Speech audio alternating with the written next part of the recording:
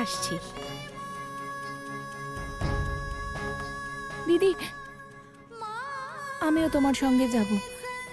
এখানে আমি তোমায় ছাড়া থাকতে পারবো না। সাথী, তোমার থেকে দূরে যেতে আমারও খারাপ লাগছে। এত প্রার্থনা করে তুমি ইন্দ্রকে পেয়েছ, এবার ওর সাহায্যে তুমি তোমার স্বামী আর পরিবারকেও ফিরে পাবে। আচ্ছা, একটা কথা বলো, তুমি আমাকে বিশ্বাস করো কি না? নারায়ণ নারায়ণ। মাতা সন্তোষী নিজের ভক্তকে জিজ্ঞেস করছেন তার উপর ভক্তের বিশ্বাস আছে নাকি নেই। এমন অবস্থায় যে কোনো ভক্তের মন সর্বদা সত্য বলবে। হ্যাঁ দিদি, সম্পূর্ণ বিশ্বাস আছে। তাহলে এখানে থাকো, ইন্দ্রকে একটা সুযোগ দাও। ঠিক আছে, কিন্তু ও যদি কোনো রকম গন্ডগোল করে আমি আশ্রমে ফিরে যাব। আচ্ছা ঠিক আছে, আশ্রমে ফিরে যেও।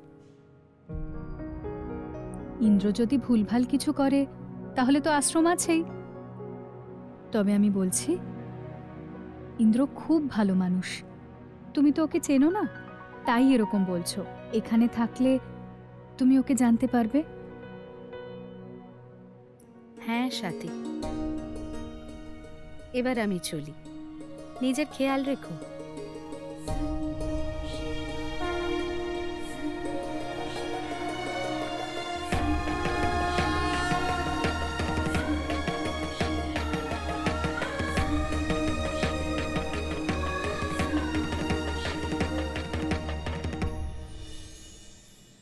চিন্তা করো না সাথী, আমি আছি তোমার পাশে, আর তোমার দিদিও।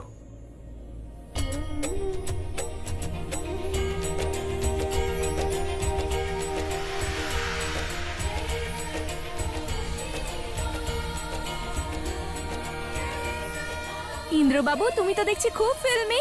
হ্যাঁ, দুম করে নিজের হিরোইনকে আনতে চলে গেলে। সত্যি বলছি, আমি খুব খুশি হয়েছি যে স্বাতী নিজের বাড়িতে এসেছে। বলতে গেলে এইবারই হবে তোমার সত্যিকারের দীপাবলি। আচ্ছা, এখন আমি রাখি, খুব তাড়াতাড়ি দেখা হবে। ঠিক আছে, বাই। বাবলি। হ্যাঁ মা। নে নে মা, নে পায়েস খা। আরে বাহ মা, আজ তো আমার ফেভারিট জিনিস বানিয়েছো দেখছি। কি ব্যাপার? এতদিন পরে আমার মেয়ে বাড়ি এসেছে, ওকে একটুখানি ওর পছন্দের খাবার বানিয়ে খাওয়াবো না আমি? ইন্দ্রর বাড়িতে সব ঠিক হয়ে গেছে, সেটা শুনে আমি খুব খুশি হয়েছি। আর জানো, আজকে স্বাতী বাড়িতেও ফিরে এসেছে। তাই?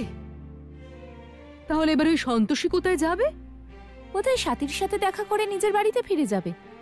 তার মানে তোর কাজ শেষ হয়ে গেছে? হ্যাঁ, কাজ তো শেষ হয়ে গেছে, কিন্তু আরেকবার সবার সঙ্গে দেখা করে আসবো। জানি না সন্তোষী দিদির সঙ্গে আবার কবে দেখা হবে। আর ইন্দ্রকেও একবার ভালো করে বাই বলে আসবো। আর মা, যার জন্য আমি ওই বাড়িতে গেছিলাম তার সঙ্গেও তো দেখা করতে হবে নাকি? মনে হয় তোর ওদের ওপর মায়া পড়ে গেছে। মা, তুমিই তো বলো, যদি বাড়িতে কোনো পোষ্যও থাকে তার প্রতিও মায়া পড়ে যায়। আর আমি তো মানুষদের সঙ্গে থেকে এসেছি, তাদের সুখ দুঃখ ভাগ করেছি, আর ইন্দ্রবাবুকে স্বাতীর জন্য কষ্ট পেতেও দেখেছি। সত্যি ইন্দ্রবাবু স্বাতীকে কি ভালোবাসে। ভগবান করুন এদের দুজনের সম্পর্কে যেন কারোর নজর না লাগে। স্বাতী মা, নাও একটু চা খেয়ে নাও। আমার কিছু চাই না, আমার ভালো লাগছে না। কিন্তু কেন, কি হয়েছে মা? মা, তুমি সাথীকে এখনো অবধি বলনি যে আমরা ওর পরিবারকে চিনি আর খুব তাড়াতাড়ি ওদের সঙ্গে দেখা হবে?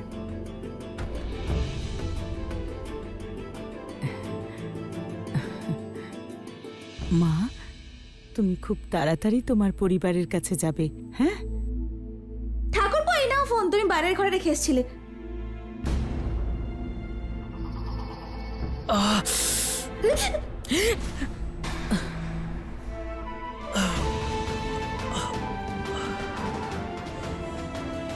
সরি সরি সরি ঠাকুরপো, ভুল করে লেগে গেল।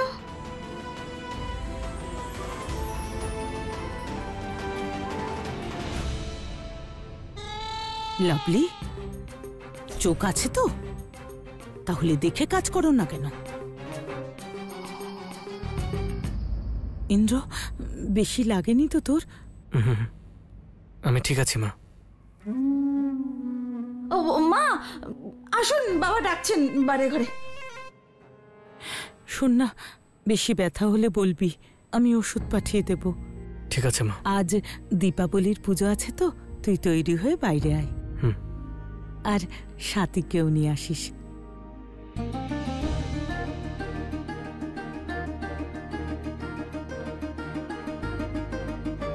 শান্তি, এই চাটা খেয়ে নাও। হ্যাঁ, ভালো লাগবে। আমি একটু কাজ সেরে আসছি। হ্যাঁ,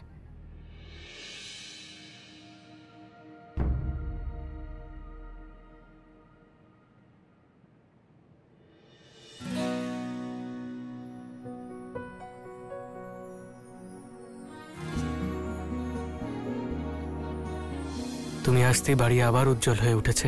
আর আমি বুঝে গেছি, যদি ভালোবাসা সত্যি হয় তাহলে তা পূর্ণতা পায়।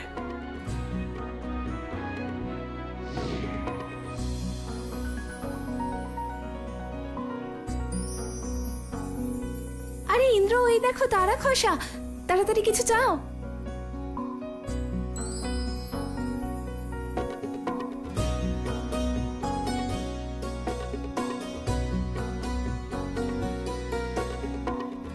তাহলে কি চাইলে তুমি?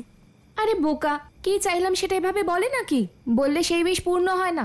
কি যে বলো না তুমি, আমার তো পূর্ণ হয়, সেটা বলি বা না বলি। তাই নাকি? এমন কোন উইশ যেটা পূর্ণ হয়েছে শুনি? একটা হলে তো বলবো। ব্যাপারটা হচ্ছে, ইচ্ছে তো অনেক কিছুই ছিল যা পূর্ণ হয়েছে, কিন্তু যা সব থেকে বড় ইচ্ছে ছিল তাহলে তুমি।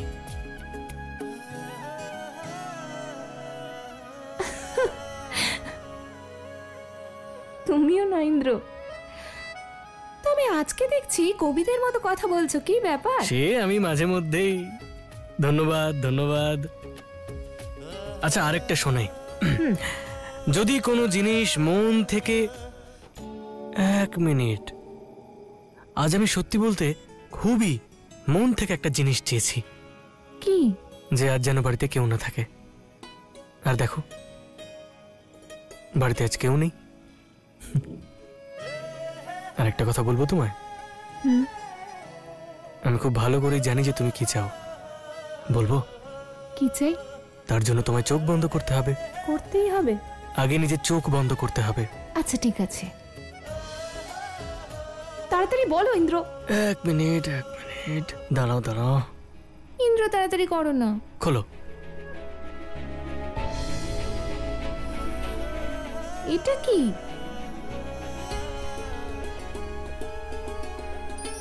চিনে বাদাম। আজ্ঞে ম্যাডাম। কারণ আমি খুব ভালো করেই জানি যে আমার ম্যাডামের ঠিক কি পছন্দ।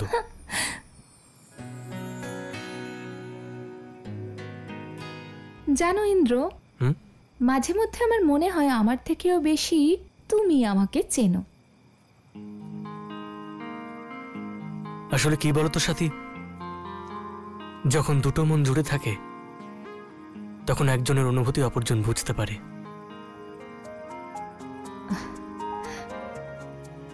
আমার মন তো জয় করে নিলে তুমি। আমার মনে হচ্ছে কিছু একটা হয়ে গেছে আমার। ঠিক আছে, তাই আমি আজকে কথা দিচ্ছি, দুটো মনের এই যে সম্পর্ক, সেটা কোনোদিনও ভাঙতে দেব না আমি। প্রমিস? একদম পাক্কা প্রমিস। আমরা একে অপরকে প্রমিস করেছিলাম সাথী, মনের এই কানেকশন কখনো ভাঙবে না।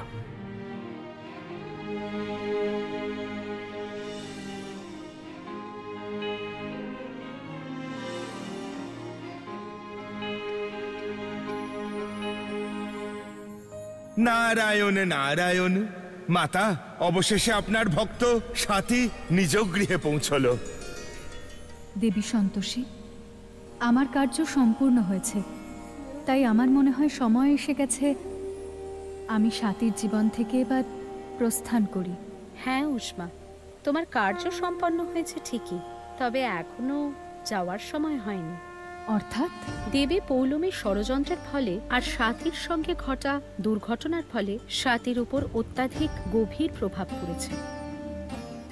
ওকে স্বাভাবিক করার জন্য এখনো অনেক কিছুই করতে হবে, আর সেসব কাজ সহজ হবে না। হ্যাঁ দেবী সন্তোষী, এটা নিয়ে তো আমিও চিন্তিত।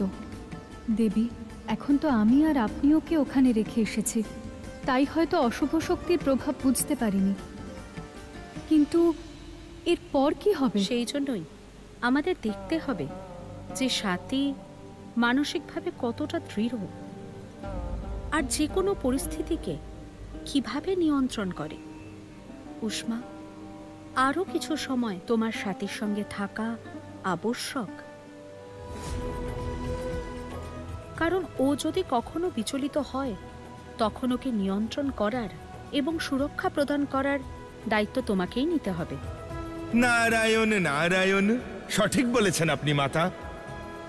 যদি দেবী উষ্মা ভক্ত স্বাতীর পাশে থাকেন, তাহলে দেবী উষ্মার দৈব প্রভাব স্বাতীর ভয়কে সমাপ্ত করে তার মনে শক্তি জাগাবে। কিন্তু মাতা, ক্ষমা করবেন, কোনো কিছু করার আগে আমাদের অতি শীঘ্র দেবসভার জন্য প্রস্থান করতে হবে, কারণ কিছুক্ষণের মধ্যেই দেবী পৌলমীর বিরুদ্ধে বিচার সভা বসবে। দেবী পৌলমী, এখন সময় হয়েছে আপনার শাস্তি। দেবরাজ, আপনি তো আগেই আমাকে অপরাধী ঘোষণা করলেন। দেবী, আমি আপনাকে আবার বলছি, আপনি উচিত অনুচিত যা করেছেন তার জন্য দেবসভায় আপনার কর্মের বিচার বিবেচনা করা হবে। বিচার বিবেচনা করা হবে? উচিত এটাই হবে দেবরাজ যে আপনি আমার স্বামী হওয়ার কর্তব্য পালন করুন। ক্ষমা করুন দেবী, আমি অনুচিত কিছু সমর্থন করতে পারি না। দেবরাজ, আপনার কথা এটা স্পষ্ট যে আপনি আমার বিপক্ষে। না দেবী, তেমনটা নয়। তাহলে কি দেবেন্দ্র, আপনি আমার পক্ষে নেই মানে আমার বিপক্ষেই আছেন? আমার নিজের ওপরে ক্রোধ হচ্ছে। আপনি আমার স্বামী হওয়া সত্ত্বেও আমার পক্ষ নিচ্ছেন না। না দেবী, স্বামীর ধর্ম পালনের গুরুত্ব আমার কাছে আছে। আপনি শান্ত হন, আমি আপনার সঙ্গে আছি।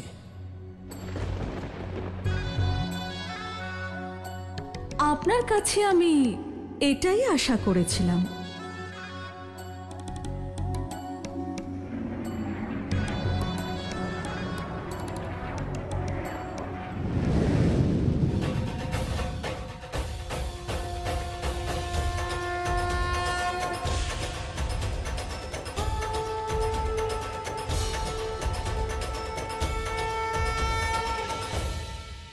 ব্রহ্মাদেব, দেবী সন্তোষীর প্রতিরূপ দেবী উষ্মা অনেকবার আমায় অনুচিত কার্য করতে উৎসাহিত করেছিলেন, তাহলে উনিও আমার সঙ্গে অপরাধী রূপে এখানে কেন দাঁড়িয়ে নেই?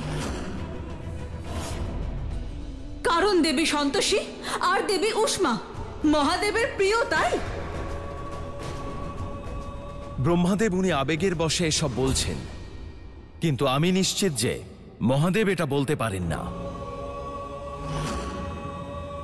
কিন্তু আমি আমার স্ত্রীর হয়ে এটা বলতে পারি যে আপনাদের নিশ্চয়ই কোনো ভুল হচ্ছে। দেবী পৌলমীর ওই অসুরদের সাথে। ওই অসুরদের সাথে কি দেবরাজ? অসুরদের সাথে সম্পর্ক ছিল, আর তা আমি নিজের চোখে দেখেছি। অসুর নাগা কাইমাসুর আমার সামনে দেবী পৌলমীকে অনুরোধ করছিল তার প্রাণ বাঁচাতে, আর মাতা সন্তোষীর ভক্ত স্বাতী, যাকে ওই চার অসুর বধ করতে চাইছিল, সেই ভক্ত স্বাতীকেই অপহরণ দেবী পৌলমী করতে চাইছিলেন, আর তার সাক্ষী আমি নিজে। কেন দেবী পৌলমী, ঠিক বলছি তো? এখন চুপ কেন? আপনি কিছু বলুন।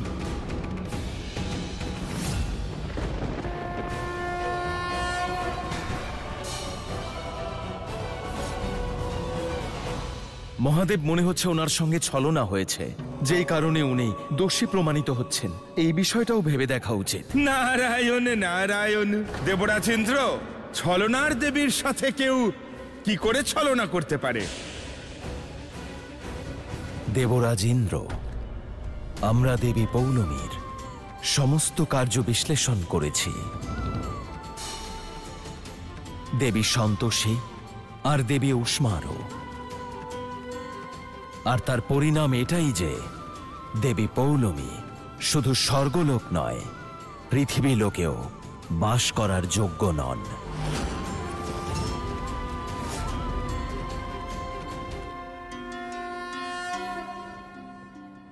মহাদেব, আপনিও কি সম্মতি জানাচ্ছেন? একজন দেবীর স্থান যদি স্বর্গলোকে না হয় তাহলে কোথায় হবে? সেটা আপনার অসুরদের সঙ্গ দেওয়ার আগে ভাবা উচিত ছিল। এমনিতেও দেবী সন্তোষী আপনাকে জীবন দান করেছেন, যার জন্য এখন আপনি আমাদের সম্মুখে দাঁড়িয়ে আছেন। এত উপকার করা সত্ত্বেও আপনি ওনাকে দোষী মানছেন? দেবী পৌলমী, আপনি আগেও বলেছেন যে আপনি আপনার গুণ অনুসারেই চলেন, কিন্তু নিজের গুণ কোনো দুর্বল মানুষের উপর জোর করে চাপিয়ে দেওয়া অন্যায়। প্রত্যেক দেবতাই তাদের গুণ অনুসারে কার্য করেন, কিন্তু তাতে নিয়ন্ত্রণ রাখা অতি আবশ্যক। সেই কারণেই দেবী পৌলমী, আপনাকে এই মুহূর্তে দেবলোক থেকে বহিষ্কৃত করা হলো।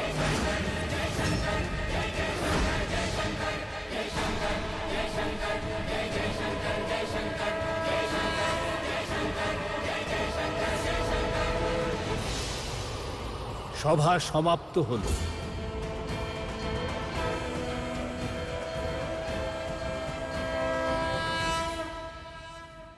আপনারা দেবতারা সর্বদা আমার সঙ্গে পক্ষপাতিত্ব করেছেন, আমি একজন অসুর কন্যা বলে। দেবী পৌলমী, আপনি থামুন দেবরাজ, দেবতাদের পক্ষ নিয়ে কথা বলবেন না, কারণ সত্যটা আমি জানি। দেবী সন্তোষী, আপনি আমার বিরুদ্ধে ষড়যন্ত্র করেছেন কেবল আপনার ভক্ত স্বাতীর জন্য। কিন্তু এত কিছু করার পরেও আপনার ভক্ত কিছুতেই সুখে থাকবে না। দেবী পৌলমী, এবার তো আপনার এই ধরনের বিচার ত্যাগ করুন। দেবী পৌলমী, ভালো লাগছে না আপনাকে বহিষ্কৃত হতে দেখে, কিন্তু আপনার কর্মের পরিণাম একদিন না একদিন আপনাকে ভোগ করতেই হতো। সেই জন্যই কর্ম করার পূর্বে ভালো করে ভেবে দেখা উচিত, কারণ কুকর্মের পরিণাম চিরকাল ভয়ানকই হয়।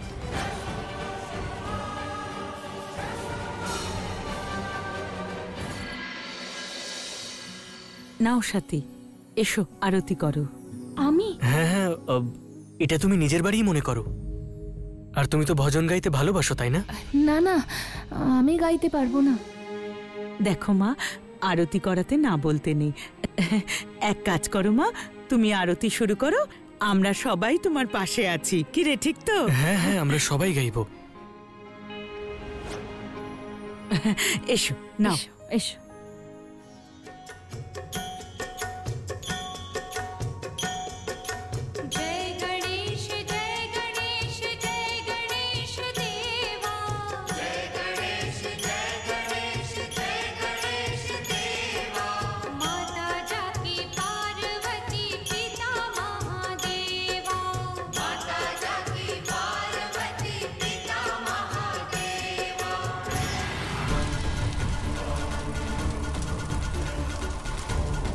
দেবী পৌলমী, আপনাকে এই মুহূর্তে দেবলোক থেকে বহিষ্কৃত করা হলো।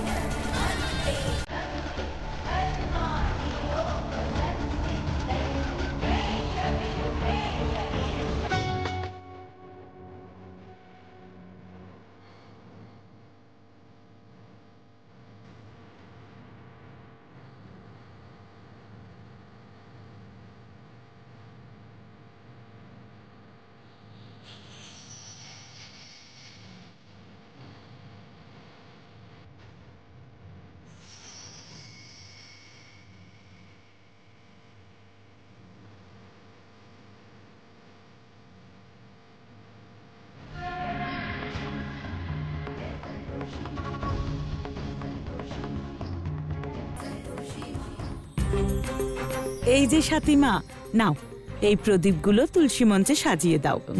তুলসী মা প্রসন্ন হবেন। নাও নাও নাও।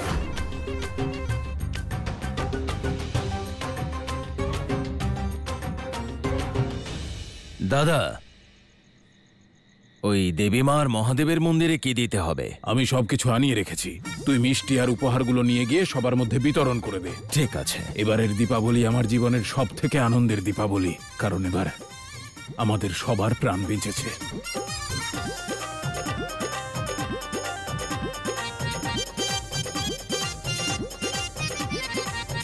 এনে এগুলো গরিবদের দিয়ে দিস। হ্যাঁ, সবই দিয়ে দিন।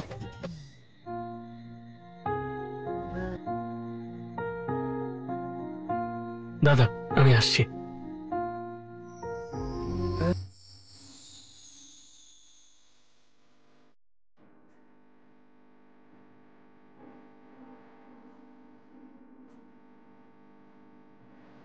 এখন ঠিক লাগছে তো?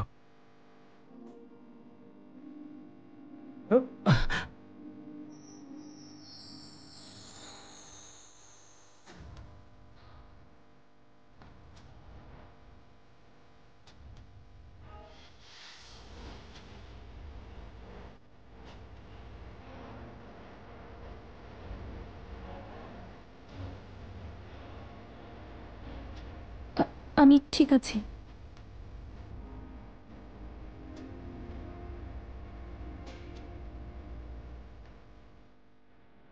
ওই দেখো, এ বাড়িতে আসতে না আসতেই ম্যাডামের হিরোইনগিরি শুরু হয়ে গেছে। সবাইকে দেখো ওর চারপাশে মৌমাছির মতো ভন ভন করে বেড়াচ্ছে।